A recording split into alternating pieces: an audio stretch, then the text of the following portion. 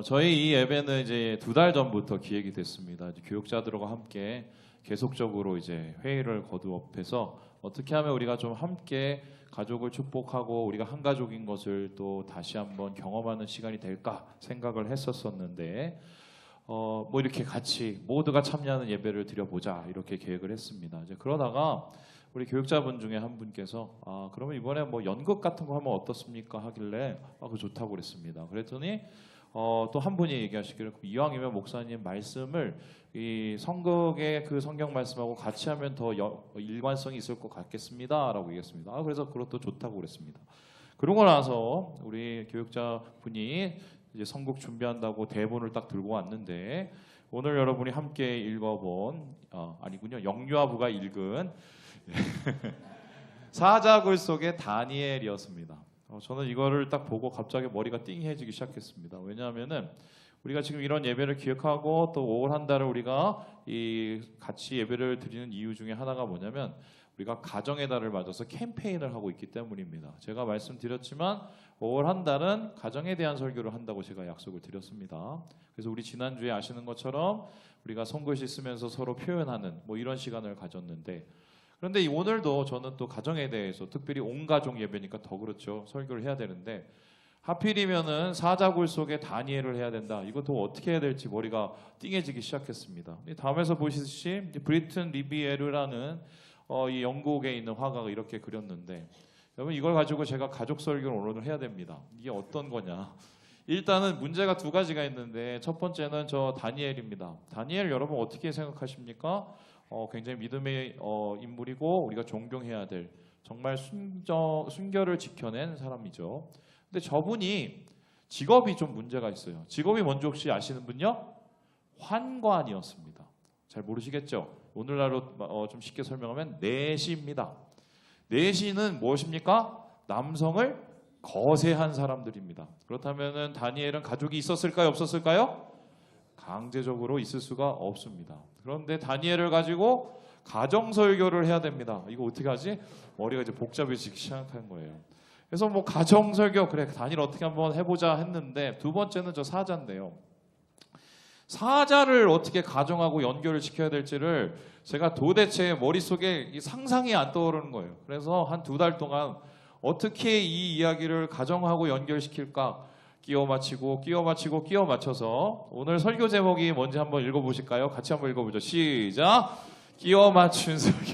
오늘은 이 다니엘의 이야기를 가지고 끼워 맞춘 설교다. 여러분 좀 이해하셔야 돼요. 그런데 말씀을 보다가 이 다니엘서를 쭉 보다가 한 가지 힌트를 하나 얻었는데요. 이 다니엘서 9장에 나오는 이 기도였어요. 9장에는 1절부터 쭉 다니엘의 기도가 나오는데 그 기도의 정점은 바로 18절이라고 볼 수 있습니다. 우리 같이 한번 읽어보도록 할까요? 시작! 나의 하나님이여 귀를 기울여 들으시며 눈을 떠서 우리의 황폐한 성과 주의 이름으로 일컫는 성을 보옵소서. 우리가 주 앞에 간구하고 것은 우리의 공의를 의지하지 것이 아니요 주의 큰 긍휼을 의지하여 함이니이다. 여러분 뭐 다니엘 잠깐 위기는 있었지만 잘 먹고 잘 사는 심지어는 정권이 바뀌어도 전혀 그 지위가 변함이 없는 탄탄한 사람이었습니다. 그러면은 그 사람은 누릴 수 있었어요. 그런데 누리지 않았습니다. 오히려 불편하게 살았습니다. 그 이유가 뭔가 이 9장 18절을 잘 읽어보면 이 기도에 분명한 다니엘의 삶의 목적이 나타나 있는데 그 목적은 바로 우리였습니다. 그렇다면 다니엘은 그 우리를 위해서 바벨론 생활을 버텨내면서 그곳 속에서 살고 있었다는 것인데 그 우리는 무엇입니까? 바로 여러분이 잘 알고 있는 이스라엘 백성, 그것도 바벨론에 끌려가서 고생하고 있는 이스라엘 백성이었습니다. 그래서 학자들은 이 9장의 말씀을 가지고 대언적 기도, 모두를 대표해서 마치 아버지처럼 영적인 가장처럼 하나님 앞에 기도하는 대언적 기도라고 얘기를 하고 있는데요. 그렇다면은 좀 우리가 크게 본다면 다니엘은 비록 자녀는 없었지만 부인은 없었지만 그는 더 큰 가족이 하나가 있었다. 그것은 자기와 함께하고 피를 나누고 함께 역사를 가져온 이스라엘 그 공동체라는 그 가정을 지키기 위해서 다니엘은 평생을 애썼다. 이렇게 우리가 생각해 볼 수 있습니다. 실제로 이런 근거들이 나타나는 게 제가 튀르키예죠 여행을 했었을 때 이 다소 그러니까 이 바울의 고향에 갔어요. 그런데 거기에서 한 곳을 또 같이 방문했는데 바로 이곳입니다. 보여주시죠. 갔더니 여기에 다니엘의 무덤이라고 저를 이렇게 소개시켜 주길래 아니 다니엘이 왜 여기 와 있는지 진짜 궁금했습니다. 그랬더니 여기가 진짜 맞다는 거예요. 저는 진짜 맞는 줄 알고 다니엘의 무덤. 근데 거기 봤더니 개신교인도 여기를 방문하고 카톨릭도 방문을 하고 유대인들도 방문하고 심지어는 무슬림들까지 방문하는 모든 사람의 이 존경을 받는 걸 보게 되었습니다. 그런데 신기한 게 나중에 제가 집에 와서 검색을 해보니까 다니엘의 무덤이 여기 말고 다른 데도 또 존재하더라고요. 어디에 존재하면 이란도 있고요. 그리고 뭐 우즈벡이나 이런 중앙아시아에도 2군데 이상 있고 최소한 이 근동 지역에 다니엘의 무덤으로 알려져 있는 곳이 5군데가 넘습니다. 그렇다면 다니엘이 몸을 쪼개 갖고 나눴을까? 모르겠죠. 근데 한 가지 확실한 것은 그 당시에 많은 사람들이 다니엘을 기억하고 추억하고 마음에 새겼다는 것을 알 수 있어요. 왜습니까? 이스라엘이라는 이 가정이 무너지고 붕괴되고 해체될 때 그가 이스라엘의 가장으로서 이 가정을 지키기 위해서 몸소 애쓰고 모든 전력을 다한 사람이었기 때문에 사람들은 이 다니엘을 계속해서 기억하고 있는 것이 아닐까. 그런 의미로 살펴보면 사실 지금 우리가 당하고 있는 오늘의 현실을 다니엘에 당하고 있는 그 실제와 비교를 해볼 수 있는데 보시다시피 우리는 지금 가정이요 쪼개지고 보여주시죠. 붕괴되는 상황 속에 있습니다. 가정 붕괴, 가족 해체 뭐 이런 것들이 주변에 너무 많이 기사가 떠오르죠. 실제적으로 어떤 일들이 나냐면 지금의 가정은 20년 전, 30년 전, 40년 전의 가정하고는 다른 개념이 돼버리는데요. 이 보시다시피 가정에 큰 변화가 일어납니다. 다음 그림 보여주시죠. 이 지금 1인 가구가요. 전체 가구의 3분의 1이 다 넘습니다. 그리고 보시다시피 그 밑에 보면요. 부부와 자녀라는 이 전통적인 개념 혹은 할아버지까지 바뀌는 3세대의 가정이 거의 점점씩 소멸되고 있고요. 1인 가구 혹은 2인 가구 그리고 심지어는 부부가 아니고 가족도 아닌 비친족 가구들 같이 어울려서 그냥 가족이라고 하시는 분들이 점점 늘어나고 있는 추세입니다. 이런 구조적인 문제가 우리의 인식 개념도 바꾸고 있는데 옆에 그림을 보시면 이게 뭐냐면요. 당신이 생각할 때 가정이라고 하면 제일 먼저 떠오르는 이상적인 가정은 무엇입니까라고 그 인식을 물어봤어요. 그랬더니 보시다시피요. 이 전통적인 가정의 개념인 부부와 자녀의 개념은 점점 더 하향세에 있고 1인 가정이나 혹은 해체 가정이나 비친족 가정이 점점 더 늘어나고 있는 추세에 그래서 이제는 가정이라는 이름이 새롭게 정의되고 있습니다. 이것을 가리켜서 뭐라고 하냐면 가정의 재구성. 그래서 어제의 가정이 오늘과 달라요. 이미 많이 무너져 있기 때문입니다. 그렇다면 우리 기독교인들, 그리스도인들에게 있어서 이 가정은 어떤 의미로 남아있을까? 사실은 우리는 이것보다 더 큰 싸움을 싸우죠. 가정이라는 개념도 지키기 어렵지만 그것 속에도 신앙이라는 개념을 함께 지켜나가야 되기 때문인데 그래서 곳곳에서 이 기독교인 가정, 그리스도인 가정들이 힘든 싸움을 하고 있다. 이렇게 얘기할 수가 있겠습니다. 그렇다면 지금 기독교 가정들이 당하고 있는 이 도전, 위기, 그런 이 해체의 이 심각한 이 원인들은 도대체 무엇일까? 저는 생각을 해봤더니 3가지로 이게 봤습니다. 제가 한 게 아니라 제가 3일 전에 챗 GPT에 물어봤습니다. 그랬더니 이렇게 대답을 해줬어요. 여러분 젠더 이데올로기라는 걸 아십니까? 이거는 뭐 성 이슈죠. 2번째는 개인주의의 심화. 3번째는 신앙 전수 실패였다는 건데 한번 차곡차곡 알아볼까요?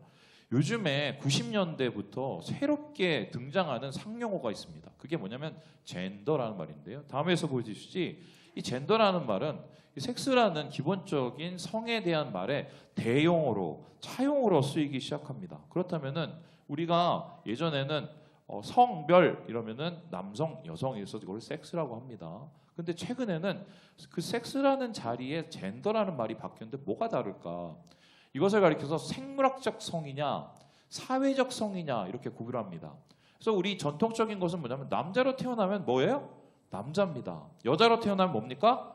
여자입니다. 그것을 가지고 생물학적 성이라고 합니다. 우린 신뢰하고 믿어요. 왜냐하면 하나님이 창조하신 거니까요. 그런데 최근에 나오는 개념은 젠더는 그렇지 않습니다. 이 사회적 성은 뭐냐면 내가 생물학적으로 남자로 태어나도 어떻게 해요? 내가 마음에 안 들고 여자가 되고 싶으면 여자가 되는 겁니다. 자기가 스스로 성을 정하는 그러한 주인이 된다는 것인데, 문제는 이런 것 때문에 어떻게 해요? 성경적인 가정상, 부부에 의해서 자녀가 나타나는 이런 가정상이 지금 완전히 침해받고 도전받고 있고, 뿐만 아니라 하나님께서 이 가정에게 축복해 주셔서 생육하고 번성하리라는 그러한 가장 중요한 핵심적인 내용들이 점점 희박해지고 있는 게 아닌가. 그래서 직접적으로 이런 이 젠더 이슈가 이 기독교 가정을 지금 도전하고 있는 거라고 볼 수 있습니다. 그런데 사실은 이거는 표면적이에요. 사실 이것보다도 우리 기독교 가정의 이 신앙과 가족성을 더 망치는 게 있습니다. 여러분 그게 뭔지 아세요? 바로 개인주의의 팽배와 심화입니다. 여러분 개인주의라는 말은 뭐냐면 원래 좋은 말이에요. 이게 뭐냐면 예전에 파시즘이나 아니면 나치즘 같은 전체주의, 그러니까 이 전체를 위해서 사람들을 아주 희생시키고 죽이는 그 전체주의에 대항해서 나온 겁니다.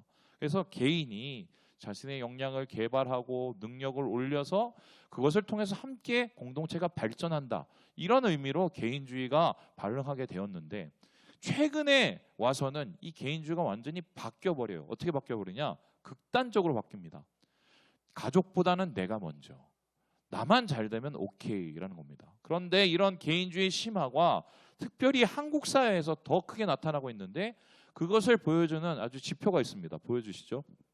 이게 뭐냐면 두 가지 지표인데, 첫 번째는요, 문화체육부 관광부에서 2022년도에 당신이 삶에서 가장 중요하게 생각하는 것은 무엇입니까? 라고 물었더니 1번 건강, 2번 뭐예요? 가정, 3번 경제적 풍요, 이렇게 나옵니다. 그러니까 가정이 처음이 아니에요. 그럴 수도 있지. 건강이 얼마나 중요한데. 그런데 바로 그 전년도에 미국 퓨 리서치 센터라는 곳에서 17개국을 대상으로 똑같은 질문을 했습니다. 그랬더니 어떤 질문의 대답이 나오냐면, 보시다시피 일본, 미국, 영국, 그리스 대부분의 국가, 15개의 국가는 1등이 뭐였는지 아세요? 가족이었습니다. 근데 유독 우리나라하고 스페인만 뭘 얘기하냐면 돈, 그리고 건강, 세 번째가 뭐예요? 가족. 이게 나가 먼저라는 생각들이, 내가 제일 중요하다는 생각들이, 내가 세상의 중심이라는 생각들이 지금 가정을 해체시키고 있다고 볼 수가 있어요.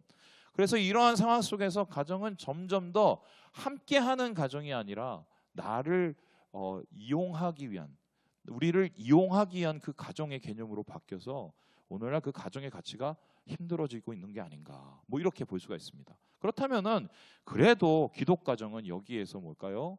신앙을 잘 지켜나가면 되지 않느냐. 그러면 한번 제가 질문하겠습니다. 여러분은 여러분의 자녀들에게 정말 신앙을 제대로 가르치고 넘겨주셨습니까? 전수해 주셨나요?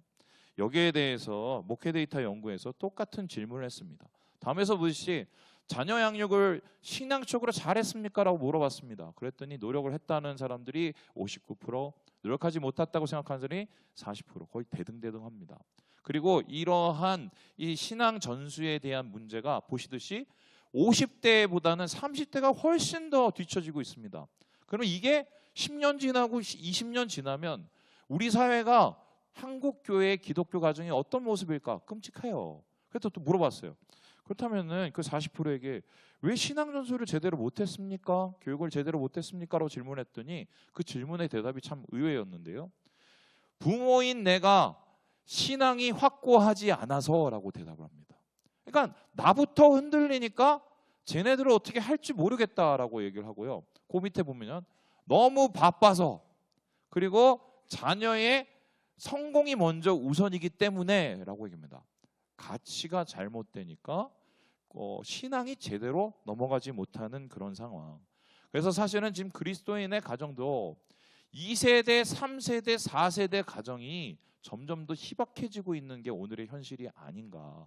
마치 다니엘에서 6장 16절의 말씀처럼 다니엘을 사자굴에 집어넣어서 거기에서 하나님의 구원을 바라는 지금 그 수준이 우리가 겪고 있는 기독교 가정의 위기다, 이렇게 이야기할 수가 있겠습니다. 자, 그렇다면 이렇게 힘든 상황 속에서 우리는 어떻게 하면은 가정을 제대로 지켜낼 수 있을까?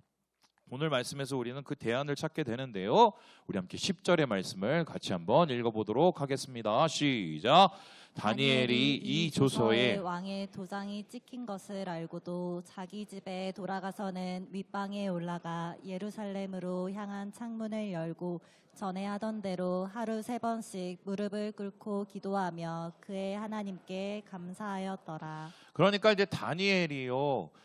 차자굴에 들어간 것도 전에 하던 대로 한 것이지만 그것을 버텨내고 이겨낸 것도 결국은 전에 하던 대로 했다고 얘기를 합니다.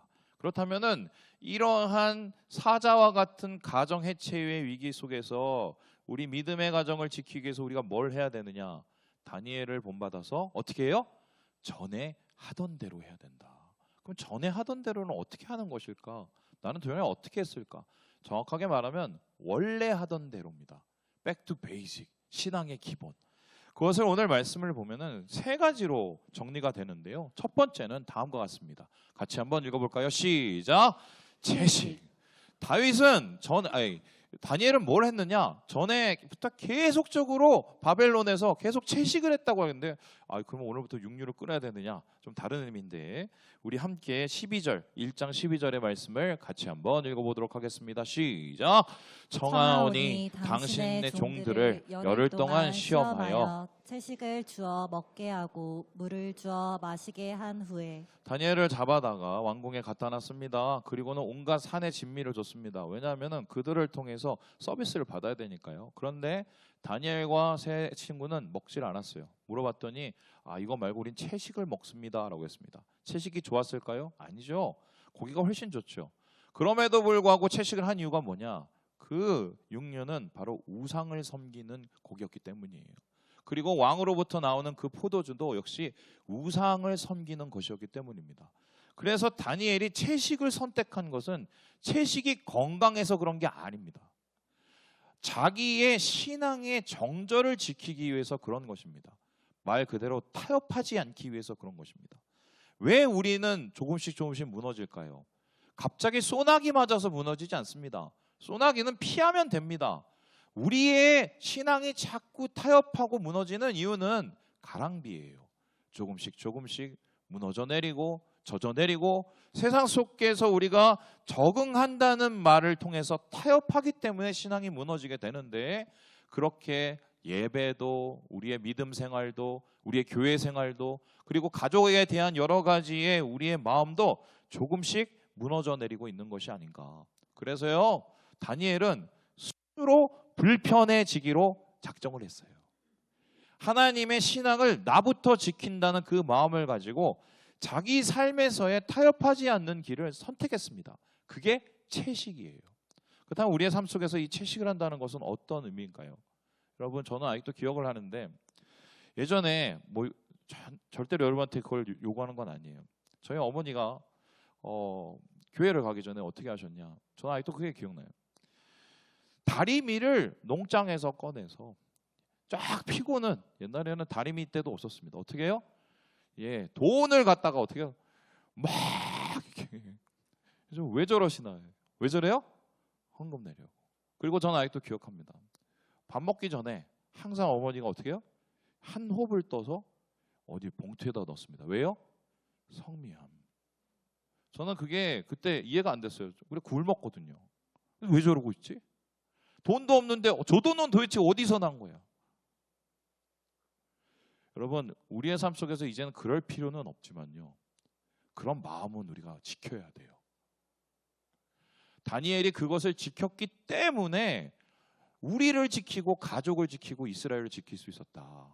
오늘 성경에서는 전에 하던 믿음을 그렇게 표현하고 있습니다. 그렇다면 두 번째로 전에 하던 믿음은 무엇일까요? 우리 같이 한번 읽어보도록 하겠습니다. 시작. 기도. 채식 신앙의 정도를 지킴과 동시에 기도를 이어나갔는데 11절에 이렇게 얘기합니다. 같이 한번 읽어보죠. 시작. 그 무리들이 모여서 다니엘이 자기 하나님 앞에 기도하며 간구하는 것을 발견하고. 다니엘이 몇 번 기도했습니까? 하루에 3번. 자, 그러면 율법에 3번 기도하라는 말이 나왔을까요? 없어요. 그냥 아침, 점심, 저녁으로 기도합니다. 왜요? 밥 먹듯이 기도합니다. 여러분, 기도라는 것은 무엇입니까? 고난을 이겨낼 수 있는 힘이에요. 아침에 주님이 필요합니다. 주님과 함께 이걸 이겨낼 수 있습니다. 도와주세요. 예, 오늘 뭐 보셨잖아요. 예, 다니엘이 무릎 꿇고 사자굴에서 하셨던 것처럼 예, 점심에도 기도를 합니다. 하나님 이 사람들 사이에서 저를 지켜달라고. 저녁에도. 여러분 기도는 세상이 나에게 너무 가까이 올 때 하나님께 가까이 가는 하나님하고의 거리를 가까이 하게 하는 가장 중요한 영적 행위입니다. 그래서요 매일매일 3번씩 기도했다는 것은 뭐냐면 매일매일 하나님을 붙잡기로 마음을 먹은 겁니다. 그래서 저는 이렇게 얘기할 수 있는데 기도하는 가정은 안 망합니다. 할렐루야. 기도하는 가정은 안 망해요. 누군가는 기도를 해야 됩니다. 그 가정을 위해서 누군가는 하루 3번 하나님을 의지하는 다니엘처럼 전에 하던 대로 그 기도의 자리를 지켜내야 그 가정이 하나님의 은혜 가운데 머물 수가 있다. 저는 여기에 대해서 얼마든지 수많은 얘기를 할 수 있어요. 간증이 얼마든지 있어요. 저희 집이 어떻게 먹고 살았느냐? 기도로 먹고 살았어요. 기도로. 오늘 수많은 어머니들, 아버지들, 이 기도의 아버지 어머니가 다니엘처럼 되어야 하나님이 이 가정을 지키시는 역사가 나타난다. 오늘 말씀 우리에게 그렇게 이야기하고 있는 것입니다. 그렇다면 마지막으로 이 다니엘에게서 전해하던 믿음은 무엇일까요? 우리 같이 한번 읽어보도록 하겠습니다. 시작! 축복. 이 뭔 소리냐? 다니엘이 사자굴에 나와서 제일 먼저 한 일이 무엇입니까? 여기에 대해서 21절에 이렇게 얘기하는데 같이 한번 읽어볼까요? 시작! 다니엘이 왕에게 아뢰되 왕이여 원하건대 왕은 만수무강하옵소서. 뭐라고 했어요? 만수무강. 축복을 합니다. 안 그래도 막 죽기 살기로 자기를 사자굴에 떨어뜨린 그 사람에 대해서 불편해하지 않아요. 오히려 축복을 합니다. 이거는 하나님께서 우리에게 여러분 악인을 위해서 기도하라고 축복하라는 말을 다니엘은 지켜나간 거예요. 제가 이 얘기를 저희 아내가 했더니 이렇게 얘기하더라고요. 아니 왕인데 당연히 그러면은 뭐 욕을 하겠냐고. 물론 맞는데 삶 속에서 우리가 축복의 언어를 뱉을 수 있는 것이 기독교 가정이에요. 그런데 축복의 언어보다는 정죄하고 참소하고 비난하고 이러한 말이 우리의 가정 속에 넘치면 그것은 하나님의 은혜가 머물 수가 없습니다. 여러분 이성미 집사님, 권사님 얘기 잘 아시죠? 캐나다 가서 애들 잘 가르쳐 보려고 노력을 했었는데 애가 너무 말을 안 들으니까 어떻게 이런저런 얘기를 하다가 나중에 애 욕을 막 하는데 자기가 자기 얘기를 듣고 깜짝 놀랐대요. 아예 보고 나가 죽으라고 얘기를 하고 저주를 하고 앉았더래요. 우리의 입은 축복의 입이 돼야 돼요. 그리고 사실 하나님께서 우리를 세우신 이유는 우리의 가정을 온전히 세움을 통해서 이기적인 기독교 가정이 아니라 남을 축복하고 하나님의 은혜를 나누는 그 가정을 세우려고 하나님이 우리와 함께 해주신 것 아닌가. 그래서 이러한 축복의 언어 다니엘에게서 나왔었을 때 그것을 통해서 다리오 왕은 어떻게 변화됩니까? 26절에 그 결말을 이렇게 얘기하는데 같이 한번 읽어보죠. 시작! 내가 이제 조서를 내리노라. 내 나라 관할 아래에 있는 사람들은 다 다니엘의 하나님 앞에서 떨며 두려워할지니 그는 살아계신 하나님이시요 영원히 변하지 않으실 이시며 그의 나라는 멸망하지 아니할 것이요 그의 권세는 무궁할 것이며. 하나님을 모르는 사람이었어요. 그런데 이 다니엘의 모습과 믿음과 신앙과 축복에 마음이 녹아내립니다. 변화되죠. 바로 이것이 하나님께서 우리를 통해 하시려는 일이 아닌가. 목사님 다 알겠는데 그게 얼마나 힘든지 아세요?